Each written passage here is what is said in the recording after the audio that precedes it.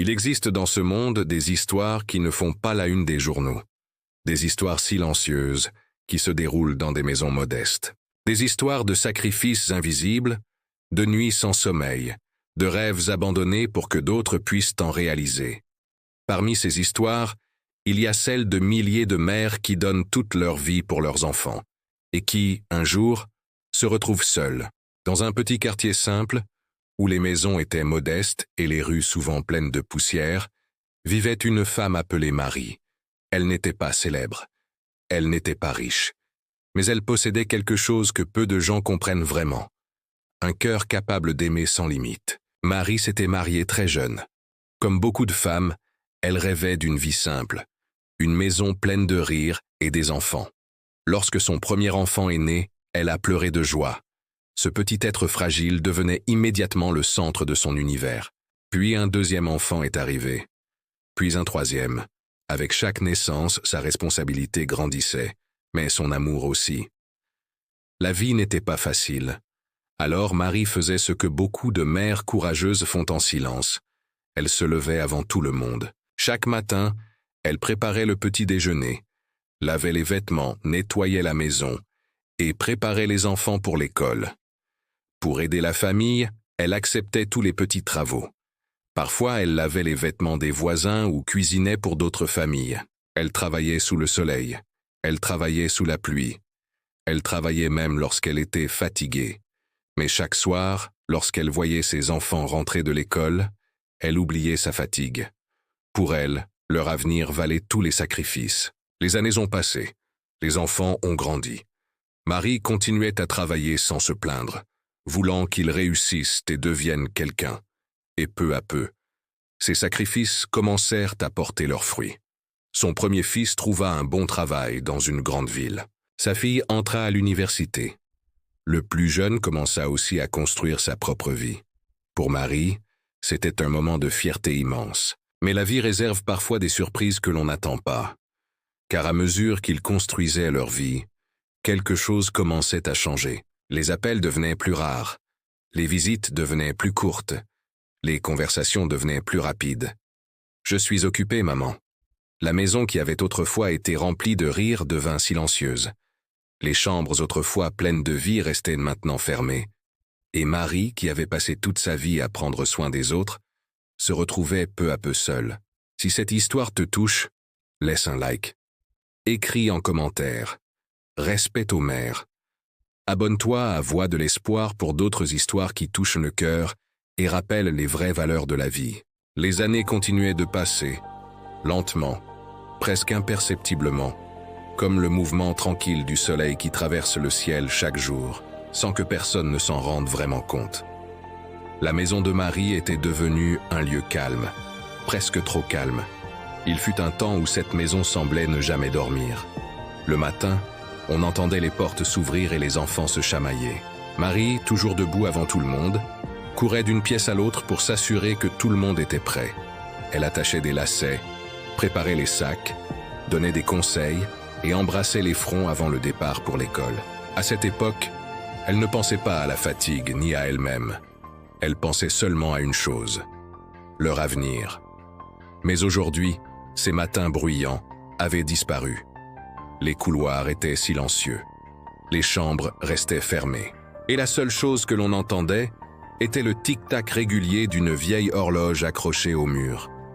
Chaque matin, Marie continuait pourtant de se lever très tôt. C'était une habitude inscrite dans son corps après tant d'années. Pendant quelques secondes, elle restait immobile devant la table de la cuisine. Autrefois, cette table était entourée de plusieurs chaises occupées. Aujourd'hui, une seule chaise était utilisée. Mais malgré cela, Marie gardait toujours les autres chaises à leur place. Elle ne les rangeait jamais. C'était comme si une partie d'elle espérait encore entendre un jour la porte s'ouvrir brusquement et une voix dire « Maman, je suis rentrée ». Nettoyer lui donnait l'impression d'être occupée. Cela remplissait un peu le silence. Elle essuyait les meubles, elle balayait les sols. C'était simplement une manière de faire passer le temps. Car le temps, lorsqu'on est seul, peut sembler très long. Elle observait les voisins, les enfants qui revenaient de l'école. Et chaque fois qu'elle voyait cette scène, quelque chose se réveillait. Elle se souvenait des années où elle aussi marchait dans cette rue avec ses enfants, des cartables trop lourds et des goûters improvisés. Elle se souvenait aussi des moments difficiles, des factures, des jours où elle devait travailler encore plus pour qu'il ne manque de rien. Un jour, en rangeant un vieux placard, Marie trouva une petite boîte en carton qu'elle n'avait pas ouverte depuis longtemps. À l'intérieur se trouvaient des dizaines de photos anciennes. Marie en prit une. On y voyait son fils aîné le jour de sa première rentrée. Elle prit une autre photo. Cette fois, c'était sa fille.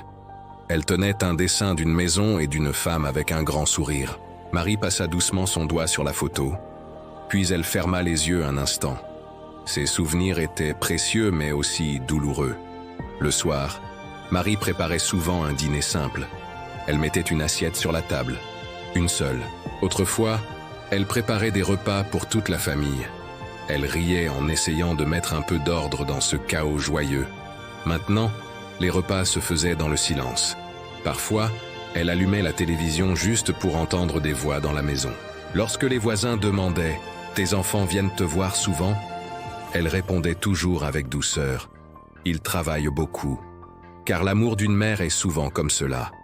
Même lorsque le cœur ressent un peu de solitude, il continue de protéger ceux qu'il aime. Mais au fond d'elle, Marie ressentait parfois une petite tristesse. La tristesse de quelqu'un qui a donné toute sa vie pour les autres. Et pourtant, malgré cette solitude, Marie continuait d'espérer. Espérer un appel, une visite, ou entendre à nouveau les rires de ses enfants.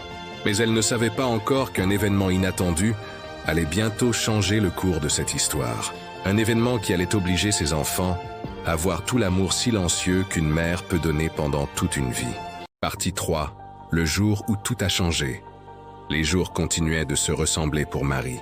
Les matins silencieux, les après-midi passés près de la fenêtre, les soirées calmes devant une table presque vide, tout semblait suivre le même rythme lent. Mais parfois, la vie change sans prévenir. Un matin, Marie se réveilla avec une fatigue inhabituelle. Son corps semblait lourd. Ses jambes avaient du mal à la porter. Et sa respiration était plus lente que d'habitude. Elle resta assise un moment au bord de son lit. « Ce n'est rien », murmura-t-elle doucement pour elle-même. Pendant des années, elle avait ignoré ses propres problèmes pour se concentrer sur ceux de ses enfants. Elle se leva malgré tout. Elle prépara du café, mais cette fois, ses mains tremblaient légèrement. Elle s'assit sur la chaise de la cuisine, prenant une longue respiration. La maison était silencieuse. Personne n'était là pour remarquer que quelque chose n'allait pas. Elle se leva pour continuer sa journée. Mais alors qu'elle essayait de ranger quelques affaires dans le salon, une douleur soudaine traversa sa poitrine. Elle posa une main contre le mur. La pièce sembla tourner. Elle tenta de marcher, mais ses jambes devinrent faibles. Et soudain, elle tomba doucement sur le sol. Heureusement, quelques minutes plus tard, une voisine passa devant la maison. Clara remarqua que la porte était légèrement ouverte. Clara entra lentement. « Marie, tu es là ?» C'est alors qu'elle la vit allongée sur le sol du salon. Clara se précipita immédiatement vers elle. « Marie! Marie !» Elle appela les secours. Une ambulance arriva. Pendant ce temps, Clara trouva un vieux carnet sur la table de la cuisine. Elle appela le premier numéro. « Bonjour, je suis une voisine de votre mère. Elle a été emmenée à l'hôpital. » Il y eut un long silence au téléphone. Pour la première fois depuis longtemps, les enfants de Marie allaient revenir dans cette maison. Dans une chambre d'hôpital éclairée par une lumière douce, Marie était allongée. Son corps montrait les signes de nombreuses années de sacrifice. Le fils aîné entra le premier. Il regarda sa mère. Elle semblait si petite dans ce grand lit blanc. Puis la fille entra, suivie du plus jeune. Les trois enfants étaient maintenant là, réunis autour de leur mère. C'était le silence de la prise de conscience. Car pour la première fois, ils voyaient clairement toutes les années de sacrifice. Et dans ce moment de silence, chacun d'eux se demanda « Comment avons-nous pu oublier celle qui nous a tout donné ?» La nuit était tombée sur la ville lorsque les enfants de Marie quittèrent l'hôpital. Les médecins avaient dit qu'elle devait rester quelques jours en observation. Son état n'était pas critique, mais son corps était épuisé. Des années de travail, de fatigue et de sacrifice avaient laissé leurs traces. Les 3 enfants sortirent de l'hôpital en silence. Personne ne parlait. Chacun était plongé dans ses pensées. Pour la première fois depuis longtemps, ils avaient vraiment regardé leur mère. Pas la mère forte qu'ils avaient toujours connue, mais une femme âgée, fragile, marquée par le temps. Le fils aîné prit une décision. Nous devrions aller à la maison de maman. La maison n'était pas très loin. Lorsqu'ils arrivèrent devant la porte, quelque chose leur sembla étrange. La maison était exactement comme dans leurs souvenirs, mais en même temps, elle semblait différente, plus silencieuse, plus immobile. Le fils aîné ouvrit doucement la porte. Ils entrèrent lentement. La première chose qu'ils remarquèrent fut le calme. Un calme presque profond. Autrefois, cette maison avait été pleine de vie. Maintenant, elle semblait attendre. Ils marchèrent dans le salon. Tout était bien rangé. Le plus jeune regarda autour de lui. Maman a toujours été comme ça. Elle n'aimait pas le désordre. La fille s'approcha de la table du salon. Elle remarqua un petit cadre photo.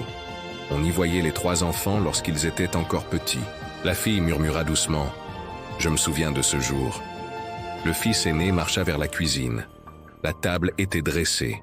Une seule assiette, une seule chaise occupée. Mais les autres chaises étaient toujours là, exactement à leur place. Comme si quelqu'un les attendait encore. Il murmura presque pour lui-même. Elle mangeait seule. Pendant ce temps, la fille ouvrit un placard et trouva une boîte remplie de photos.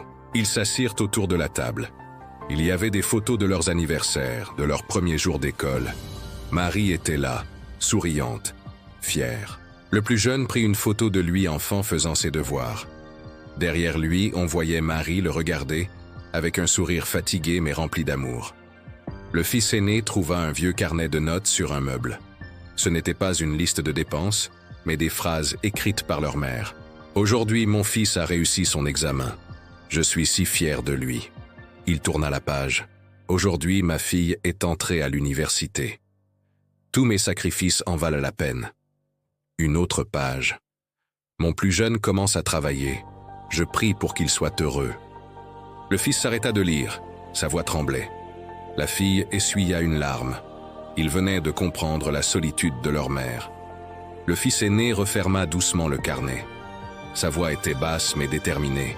« Nous devons changer. » Ils savaient qu'ils avaient laissé passer trop de temps.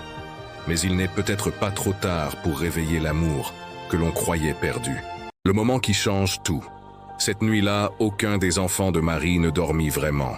Ils étaient restés longtemps dans la maison, assis autour de la table de la cuisine, entourés des photos et du carnet de leur mère.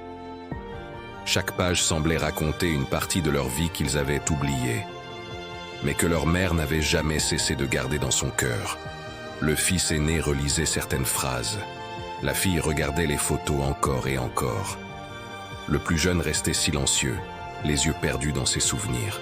Plus ils restaient dans cette maison, plus ils comprenaient quelque chose qui leur faisait mal. Leur mère n'avait jamais cessé de penser à eux, même dans la solitude.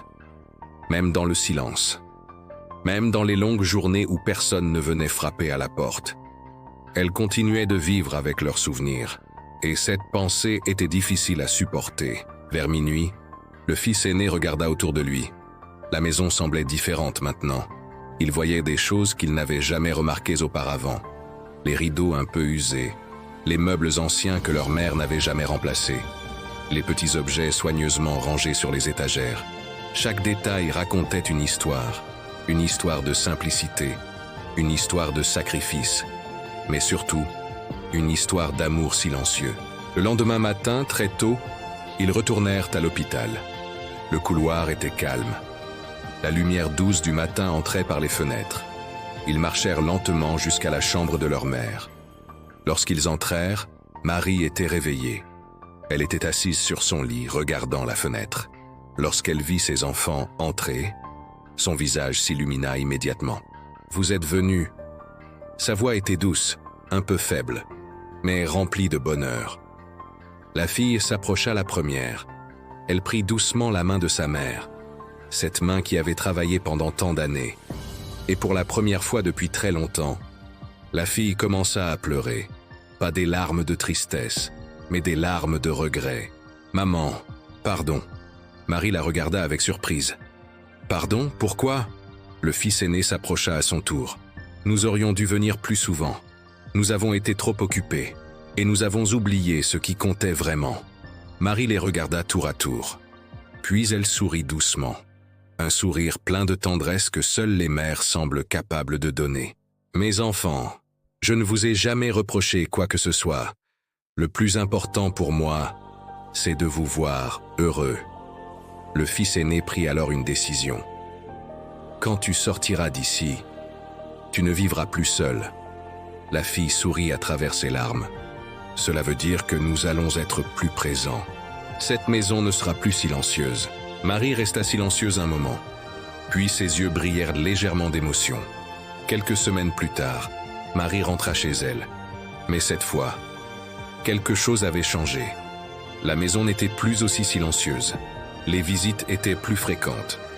Les repas à table redevenaient bruyants comme autrefois. Et Marie, assise au milieu de ses enfants, se contentait de sourire. Tout l'amour qu'elle avait donné était finalement revenu vers elle. On ne réalise pas toujours la valeur d'une mère pendant qu'elle est là. Mais il n'est jamais trop tard pour transformer l'histoire. Si cette histoire t'a touché, laisse un like. Écris en commentaire. Respecte aux mères. Abonne-toi pour d'autres histoires.